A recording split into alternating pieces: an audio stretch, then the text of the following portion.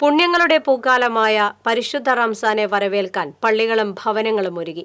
പള്ളികൾ മോടിക്കൂട്ടിയും വീടുകൾ വൃത്തിയാക്കിയുമാണ് ഇസ്ലാം മത വിശ്വാസികൾ റംസാനെ വരവേൽക്കാൻ ഒരുങ്ങിയത്.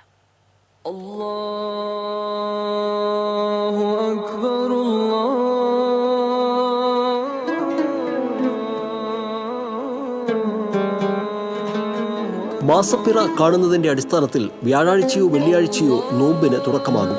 പുണ്യമാസത്തെ വരവേൽക്കാനുള്ള അവസാനവട്ട ഒരുക്കങ്ങളിലാണ് പള്ളികളും മുസ്ലിം ഭവനങ്ങളും. പകൽ അന്നപാനീയങ്ങൾ വെടിഞ്ഞ് പ്രാർത്ഥന